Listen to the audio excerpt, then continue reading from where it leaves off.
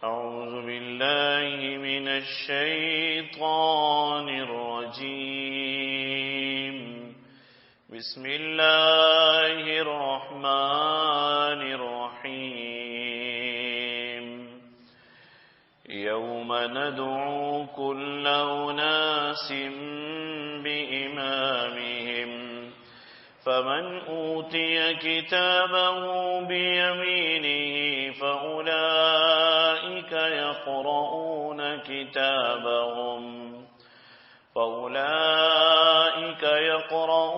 كتابهم ولا يظلمون فتيلا. ومن كان في هذه أعمى فهو في الآخرة أعمى وأضل سبيلا. وإن كادوا ليفتنونك عن الذي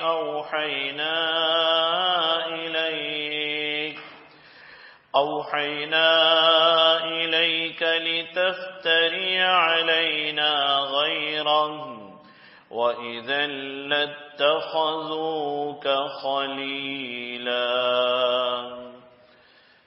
جس دن ہم بلائیں گے ہر فرقے کو ان کے سرداروں کے ساتھ، سو جس کو ملا اس کا اعمال نامہ اس کے داہنے ہاتھ میں، سو وہ لوگ پڑھیں گے اپنا لکھا، اور ظلم نہ ہوگا ان پر ایک تاگے کا.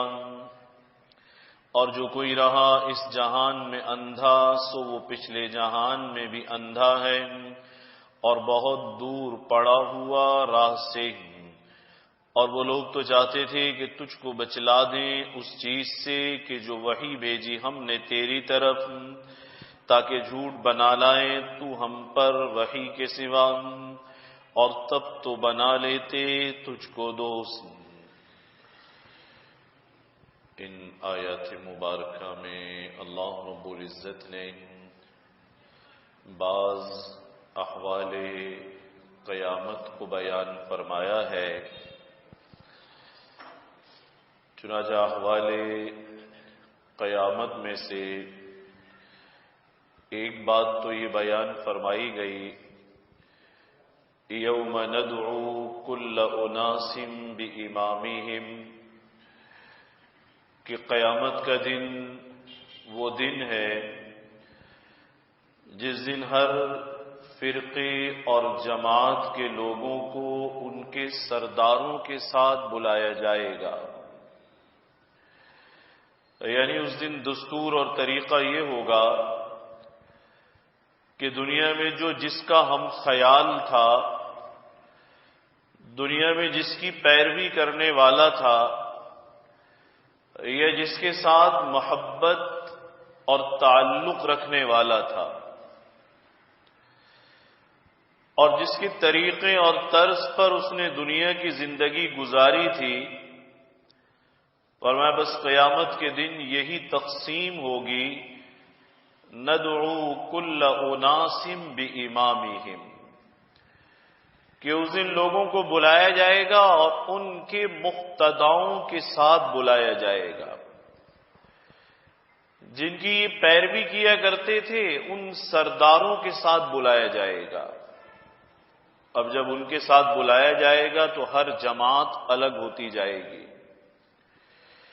اسی لیے حدیث شریف میں آتا ہے حضور علیہ الصلاۃ والسلام نے ارشاد فرمایا کہ دیکھو قیامت کے دن کا معاملہ بڑا عجیب ہوگا، المرء مع من احب، بندہ اسی کے ساتھ اٹھایا جائے گا جس سے محبت رکھتا ہوگا، جس سے تعلق رکھتا ہوگا.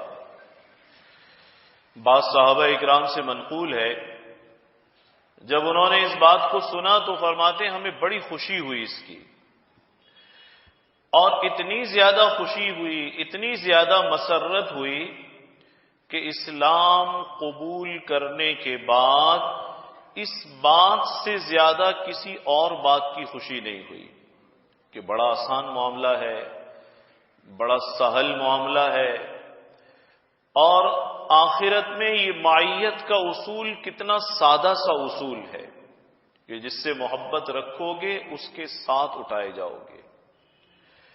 بعض روایات میں آتا ہے کہ بعض نقل کرنے والوں نے یہ بھی کہا ہمیں تو الحمدللہ اللہ سے اور اس کے رسول سے محبت ہے اور ابو بکر اور عمر سے محبت ہے۔ تو علماء نے لکھا ہے کہ انسان دنیا میں جب معیت کے لیے اور صحبت کے لیے انتخاب کرے تو صلحاء کا انتخاب کرے۔ آج کل فالوورز کا زمانہ ہے، فین کلبز کا زمانہ ہے، ہر ایک کے اپنے اپنے فین کلب ہیں، اور اس کے چاہنے والے پھر اسے پسند کرتے ہیں، اور اس کلب سے تعلق رکھنے والے پھر وہی طرز اور وہی طریقہ، وہی حلیہ اور رنگ ڈھنگ اختیار کرتے ہیں جو ان کے مقتدا کا ہے۔ اگر کوئی کسی اداکار کو پسند کرتا ہے تو اس کا سارا طرز اسی جیسا ہو جاتا ہے، وہ بال بھی ویسے ہی رکھنا پسند کرتا ہے، چال بھی ویسی رکھنا پسند کرتا ہے۔ یعنی عجیب بات یہ ہے کہ وہ جس چیز کو اس کے اندر پاتا ہے آنکھ بند کر کے اس بات کو قبول کرتا ہے۔ ایسا ہے یا نہیں ہے؟ بالکل ایسا ہی ہے۔ حتیٰ کہ اگر وہ دیکھتا ہے کہ وہ بالوں کے اندر خاص ڈیزائن بنا رہا ہے تو وہ بھی بناتا ہے، اگر وہ دیکھتا ہے کہ داڑھی کے اندر وہ خاص انداز سے کٹنگ کرا رہا ہے تو وہ بھی کراتا ہے، کہیں سے ہلکی، کہیں سے گھنی، کہیں سے چھوٹی، کہیں سے بڑی، اس لیے کہ یہ اس کا فالوور ہے اور اس کے فین کلب میں شامل ہے۔ ایک تو یہ بات بھی سمجھنی چاہیے، ہمارے اکابرین نے لکھا ہے کہ انسان کی شناخت کہ یہ کس معیار کا آدمی ہے، یہ کس معیار کا آدمی ہے، اگر اس کی شناخت کرنی ہو تو وہ شناخت اس کے ہم نشینوں سے کی جاتی ہے۔ مجھے یاد ہے ہمارے شیخ حضرت رحمۃ اللہ علیہ اس کو آسان کر کے سمجھاتے تھے، یہ تو میں نے ذرا آپ کو ایک لگے بندے الفاظ میں بات کہی ہے کہ اگر یہ پہچاننا ہو کہ آدمی کس معیار کا آدمی ہے، یا کس سوچ کا آدمی ہے، یا کس ذہنیت کا آدمی ہے، تو کہاں سے پتہ چلے گا؟ اس کے دوستوں سے پتہ چلے گا۔ جیسا معیار ہوگا ویسی دوستی ہوگی نا۔ ایک آدمی ہلکا ہے تو ہلکے لوگوں میں بیٹھے گا، اس لیے کہ اس کی جو ذہنی اپروچ ہے وہ اتنی ہے۔ ایک آدمی کھیل کود کو پسند کرتا ہے تو کھیلنے کودنے والوں میں بیٹھے گا، ایک گانے بجانے کو پسند کرتا ہے تو گانے بجانے والوں میں بیٹھے گا، ایک لوفروں کو پسند کرتا ہے تو وہ غنڈوں اور بدماشوں میں بیٹھے گا، وہ کہے گا بھائی یہ بڑے زوردار لوگ لگتے ہیں دیکھنے میں، تو دراصل وہ زوردار نہیں ہے، اس کی پسند بڑی ناقص ہے۔ اس کو ہمارے حضرت رحمۃ اللہ علیہ فرمایا کرتے تھے، بھائی دیکھو صحبت اور ہم نشینی سے پتہ چلایا جا سکتا ہے مزاج کیسا ہے، طبیعت کیسی ہے، فطرت کیسی ہے، اور اس کو آسان لفظوں میں سمجھاتے تھے، جس کو میں نے کہا میں نے لگے بندے لفظوں میں بات کہی، حضرت آسان لفظوں میں فرماتے تھے گدھا ہوگا تو گدھوں میں بیٹھے گا، گدھا ہوگا تو کہاں بیٹھے گا؟ گدھوں میں بیٹھے گا، اور گھوڑا گھوڑوں میں بیٹھے گا، اور بکری بکریوں میں بیٹھے گی۔ جس جنس سے اور جس مزاج سے اس کا تعلق ہے، یعنی جس مزاج کی جانب اس کا میلان ہے، اس کی ہم نشینی بھی وہیں ہوگی۔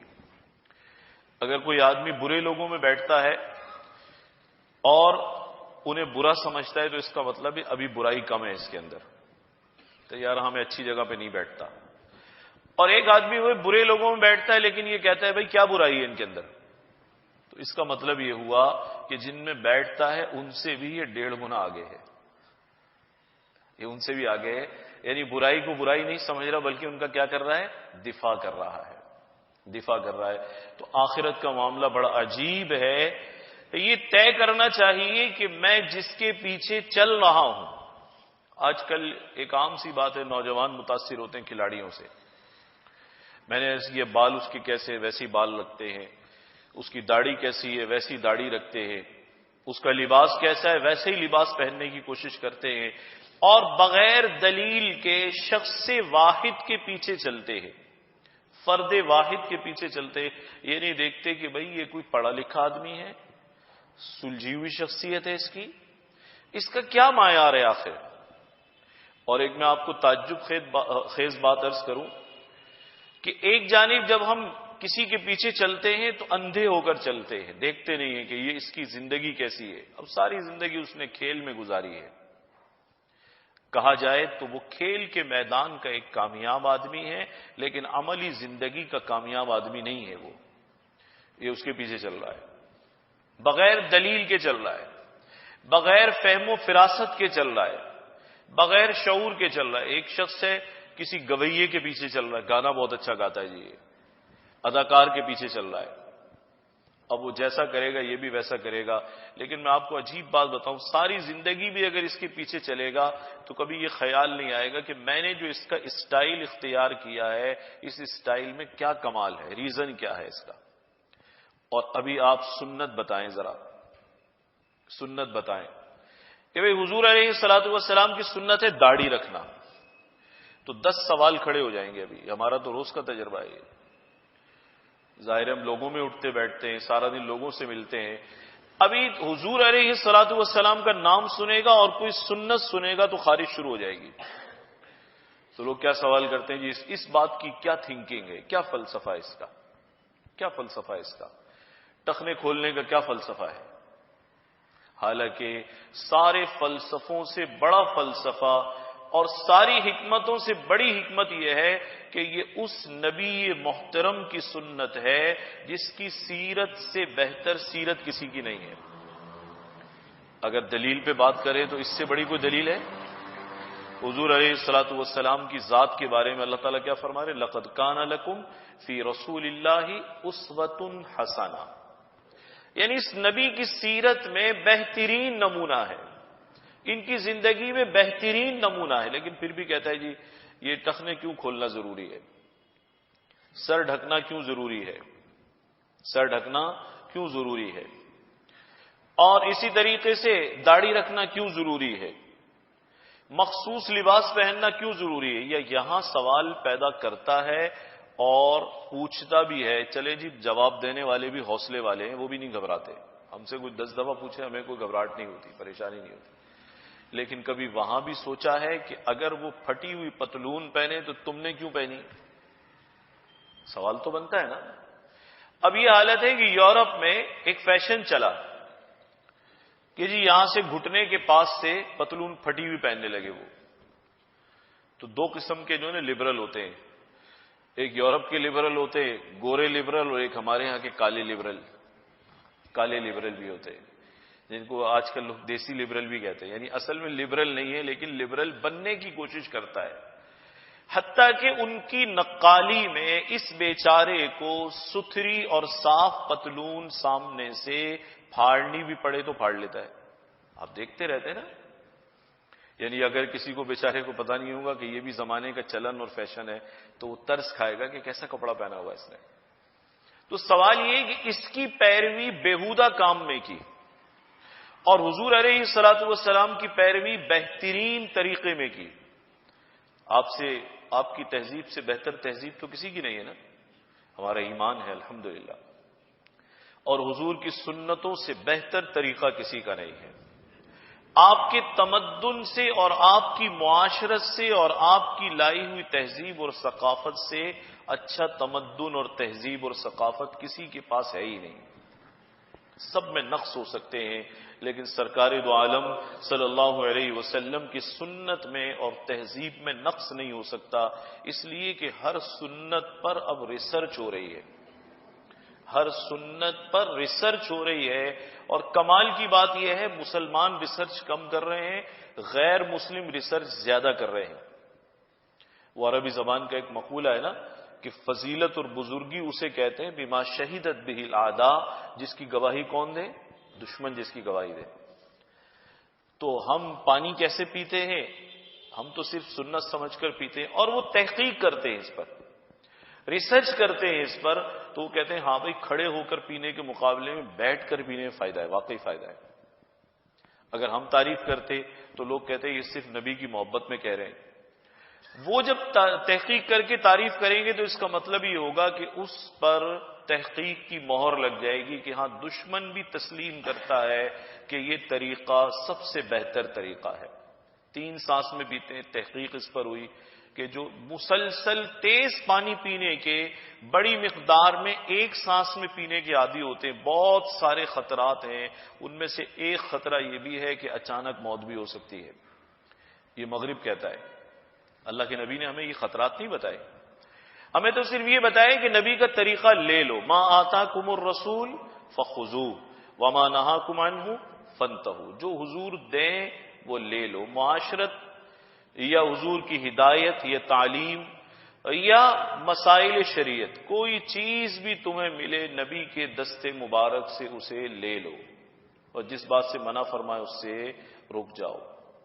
تو یہاں ہر بات خوبصورت بھی ہے، ہر سنت بہترین بھی ہے، راہ نجات بھی ہے، باعث اجر و ثواب بھی ہے. لیکن یہاں سوال پیدا ہوتا ہے اس کے ذہن میں، جی داڑھی کی کیا ضرورت، جی بال ایسے رکھنے کی کیا ضرورت، ایسے لباس کی کیا ضرورت، ٹخنے کھولنے کی کیا ضرورت، زکوٰۃ کی کیا ضرورت، قربانی کی کیا ضرورت، پتہ نہیں کیا کیا سوالات پیدا ہوتے ہیں. لیکن وہاں انگریز کے پیچھے چلنے میں اور دیسی لبرل بننے میں، کالا لبرل بننے میں اگر پتلون بھی چاک کرنی پڑے تو بھی بسم اللہ.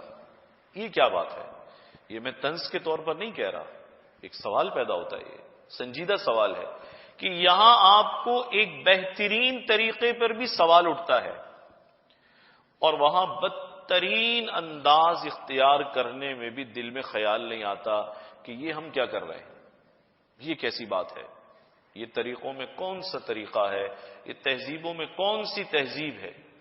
وہ لوٹی پٹی قوم ہے یورپ کی، جن کے یہاں معاشرت بھی ختم ہے، جن کے یہاں فیملی سسٹم بھی ختم ہے، جہاں کوئی چیز سلامت نہیں ہے، موجود نہیں ہے.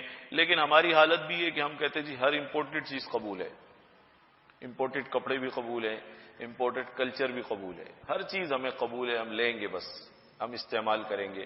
مستعمل اشیاء کو ہم استعمال کرنے کے عادی ہیں، حتیٰ کہ یورپ کی گندی مستعمل تہذیب بھی ہم فخر سے قبول کر لیتے، ہر بات لے رہے ہیں. تو سوچنا چاہیے کہ قیامت کے دن جس کی پیروی کرتا ہوگا اسی کے ساتھ ہوگا، بلکہ بلایا جائے گا، پکار کر جمع کیا جائے گا کہ تم اس کے ساتھ تھے یہاں آ جاؤ، تم اس کے ساتھ تھے یہاں آ جاؤ، تم اس کے ساتھ تھے یہاں آ جاؤ. تو علماء نے لکھا ہے بھائی اگر صلحہ جیسا عمل نہ ہو تو صلحہ سے محبت تو ہونا، صلحہ سے محبت تو ہونا. اس لیے کہ بعض لوگ ایسے ہوں گے قیامت کے دن جو عمل میں پیچھے ہوں گے لیکن محبت میں کمال رکھتے ہوں گے، تو ان کا حشر بھی انہی کے ساتھ ہو جائے گا. آسان سودا ہے. اس لیے دل میں اگر جگہ دے تو اچھے لوگوں کو جگہ دے، دل میں اگر محبت رکھے تو اللہ اور رسول کی محبت رکھے. یہ بڑی نازک بات ہے کہ اللہ نے ایک دل بنایا اپنی محبت کے لیے، اپنے تعلق کے لیے، اور اس دل کے اندر بھی اغیار کو بسایا ہوا، گندے خیالات، پتہ نہیں کس کس کی محبت، کس کس کا تعلق، اور جس کا گھر تھا اس کا نام ہی نہیں اندر، اس کا تعلق کا کوئی ذرا سا شائبہ بھی موجود نہیں ہے. تو یہ سمجھنے کی بات ہے قیامت کے دن لوگوں کو بلایا جائے گا بِإِمَامِهِمْ، ان کے سرداروں کے ساتھ. اچھوں کی پیروی کی ہوگی تو انہی کے ساتھ ہوگا، برے لوگوں کی پیروی کی ہوگی تو ان کے ساتھ اٹھایا جائے گا. پھر کیا ہوگا؟ فرمایا فمن اوتی کتابہ بیمینہ. اب اعمال نامے تقسیم ہوں گے. بعض روایات سے پتہ چلتا ہے اڑائے جائیں گے، بعض سے پتہ چلتا ہے تھمائے جائیں گے، پکڑائے جائیں گے. اور اعمال ناموں کی اس تقسیم سے پتہ چل جائے گا کہ یہ جنت میں جانے والا ہے یا جہنم میں جانے والا ہے. بعض حضرات کا ایک قول ہے کہ یہ جو جماعتوں اور فرقوں کو جمع کیا جائے گا ان کے مقتداؤں کے ساتھ، ندعو کل اناس بامامہم. تو جب جن جن کے ساتھ جو کھڑا کیا جائے گا یہ تقسیم بھی بتا دے گی کامیاب ہے یا ناکام ہے. اس تقسیم سے بھی پتہ چل جائے گا کامیاب لوگوں میں کھڑا کیا گیا یا ناکام لوگوں میں کھڑا کیا گیا. اور پھر اس سے زیادہ بات واضح ہو جائے گی جب اعمال نامے تقسیم کیے جائیں گے. فمن اوتی کتابہ بیمینہ فاولئک یقرؤون کتابہم، فرمایا بعض وہ لوگ ہوں گے جن کا اعمال نامہ داہنے ہاتھ میں ملے گا۔ اللہ سے ہمیشہ دعا مانگا کریں، بلکہ خاص طور پر جب وضو کرتے ہیں تو حضور علیہ الصلوۃ والسلام کی ایک دعا ہے، اس دعا کی عادت بنائے کہ جب بھی آپ داہنا ہاتھ دھوتے تھے تو دعا فرماتے تھے اللہم اعطنی کتابی بیمینی وحاسبنی حسابا یسیرا۔ کیا معنی ہے اس کے؟ یا اللہ میرا اعمال نامہ میرے داہنے ہاتھ میں عطا فرمانا اور میرا حساب بھی آسان لینا۔ اعطنی کتابی بیمینی وحاسبنی حسابا یسیرا۔ اور جب آپ بایاں ہاتھ دھویا کرتے تھے وضو میں تو آپ دعا فرمایا کرتے تھے اللہم لا تعطنی کتابی بشمالی ولا من وراء ظہری، یا اللہ نہ تو بائیں ہاتھ میں اعمال نامہ ملے نہ پشت کے پیچھے سے۔ قرآن مجید میں سے معلوم ہوتا ہے کہ یہ جو گناہ گار ہوں گے، فساق، فجار، کفار، فرمایا انہیں بائیں ہاتھ میں دیا جائے گا، اور ایک مقام پر آتا من وراء ظہری، وہ دیا بھی ایسے جائے گا ہاتھ پیچھے بندھے ہوئے اور پیچھے سے بائیں ہاتھ میں تھما دیا جائے گا۔ یہ پیچھے سے بائیں ہاتھ میں تھمایا جانا یہ علامت ذلت کی ہوگی، اس کے ناکام ہونے کی ہوگی۔ تو اور کسی وقت دعا مانگے یا نہ مانگے، وضو میں یہ موقع آتا ہے دائیں ہاتھ دھوئے تو اللہ سے درخواست کرے یا اللہ اعمال نامہ اس ہاتھ میں ملے، بایاں ہاتھ دھوئے تو درخواست کرے یا اللہ اس میں نہ ملے، نہ پشت کے پیچھے سے ملے نہ بائیں ہاتھ میں ملے۔ تو حضور علیہ الصلوۃ والسلام کی جو وضو کی دعائیں ہیں، ویسے تو ہر وضو کی الگ دعا ہے، لیکن اس موقع کی مناسبت سے ایک ہاتھ پر ایک دعا اور دوسرے ہاتھ پر دوسری دعا مانگ لے۔ تو اب اسے دائیں ہاتھ میں اعمال نامہ دیا جائے گا، داہنے ہاتھ میں جسے، وہ بڑا خوش ہوگا۔ میں نے عرض کیا کہ اعمال نامے کے دائیں ہاتھ میں ملنے سے یہ سمجھ لیا جائے گا یہ کامیاب ہو گیا۔ یہ کیا ہو گیا؟ کامیاب ہو گیا، یہ سمجھ لیا جائے گا۔ اور ایک مقام پر آتا ہے یہ اپنا اعمال نامہ پڑھے گا، یہاں پر جیسے فرمایا گیا یقرؤون کتابہم، اپنا اعمال نامہ پڑھ کر دیکھیں گے بھی لوگ کہ اس میں واقعی وہ سب کچھ لکھا ہے جو ہم نے کیا تھا یا کچھ اور بھی لکھا ہے۔ اور فرمایا ولا یظلمون فتیلا، ایک دھاگے کے برابر بھی ظلم نہیں کیا جائے گا۔ قیامت کے دن تو ظلم ہے ہی نہیں۔ فَالْيَوْمَ لَا تُظْلَمُ نَفْسٌ شَيْئًا، قرآن مجید میں فرمایا گیا کہ یعنی قیامت کے دن کہا جائے گا آج کے دن کسی پر ذرا بھی ظلم نہیں ہوگا۔ اگر اس نے ذرہ برابر بھی نیک عمل کیا ہے تو سامنے آئے گا، ذرہ برابر برائی کی تو وہ بھی سامنے آ جائے گا۔ یہ فتیلہ کیا چیز ہے؟ فتیلہ علماء نے کہا یہ جو کھجور ہوتی ہے نا، اس کے اندر ایک گٹھلی ہوتی ہے کھجور کے اندر، اور پھر اللہ تعالیٰ نے ہر پھل کو بڑا عجیب بنایا ہے۔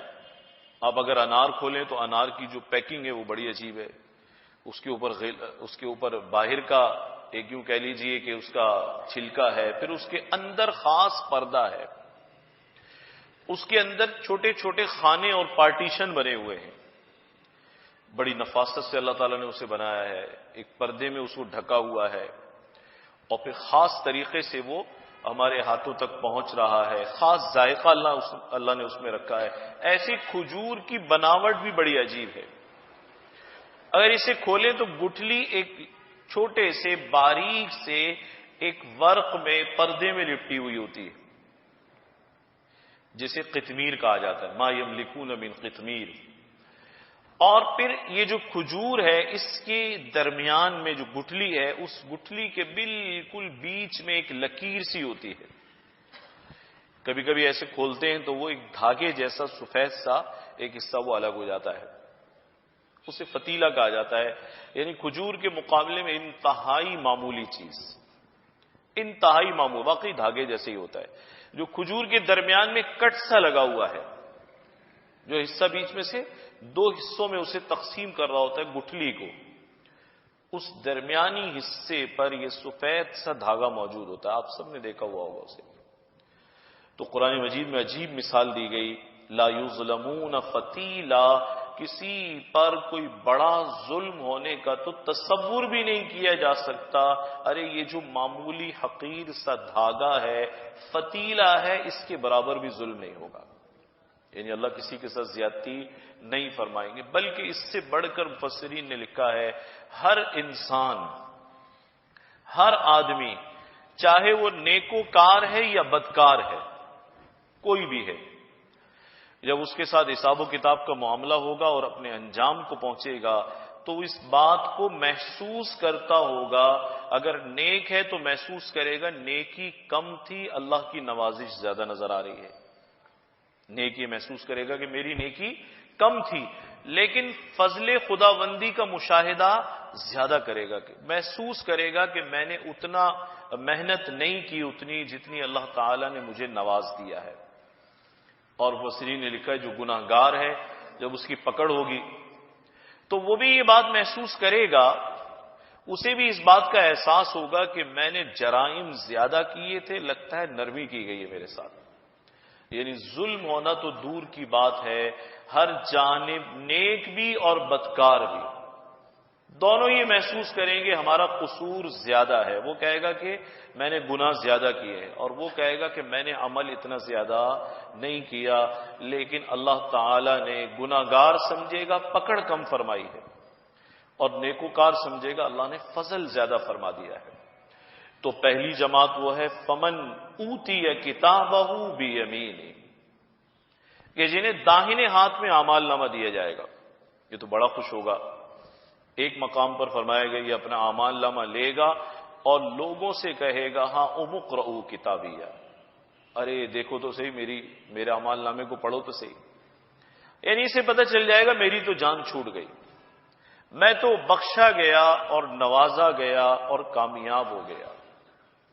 تو وہ کہے گا لوگوں سے دیکھو دیکھو میرا اعمال نامہ پڑھو، اور واقعی وہ دکھانے کے قابل ہوگا. جو کامیاب ہوگا اس کا اعمال نامہ دکھانے کے قابل ہوگا. تو لوگوں سے کہے گا، خود بھی پڑھے گا اور لوگوں سے کہے گا ذرا اس کو پڑھو تو صحیح کہ میں کامیاب ہو چکا ہوں.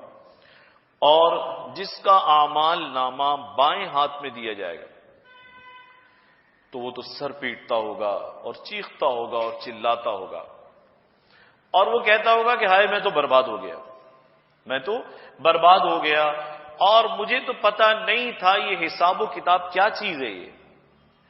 اور ایک چیز وہ یہ دیکھے گا کہ اعمال نامہ جب پڑھے گا تو اسے احساس ہوگا کہ زندگی میں کیا جانے والا چھوٹے سے چھوٹا عمل بھی اس میں لکھا ہوا ہے.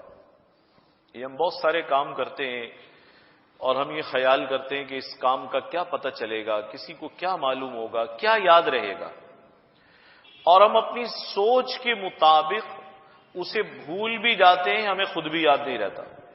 کتنے کام انسان ایسے کرتا ہے جو کرنے کے بعد فراموش کر دیتا ہے، بھلا دیتا ہے، اسے یاد بھی نہیں رہتے، اور وہ یہی سمجھتا ہے کہ کس کو یاد رہے گا. لیکن جب وہ دیکھے گا تو دیکھ کر حیران رہ جائے گا اور کہے گا مالی حاصل کتاب، اوہو اس کتاب کا کیا معاملہ ہے، عجیب، یہ کیسی کتاب ہے. لا یغادر صغیرۃ ولا کبیرۃ الا احصاها، اس میں تو سب کچھ لکھا ہوا ہے، کوئی چھوٹی سے چھوٹی بات ایسی نہیں ہے جو اس میں نہ ہو، اور کوئی بڑی سے بڑی بات ایسی نہیں ہے جو اس میں نہ ہو. یعنی بڑے سے بڑا واقعہ اور بڑے سے بڑا عمل بھی اس میں لکھا گیا ہے، اور معمولی اور چھوٹی اور نظر انداز کرنے کے قابل باتیں بھی اس میں موجود ہیں. انسان کو حیران کر دینے والا اعمال نامہ ہوگا. وہ دیکھے گا اور اسے احساس ہوگا کہ کتنی باریک بینی سے لکھا گیا ہے.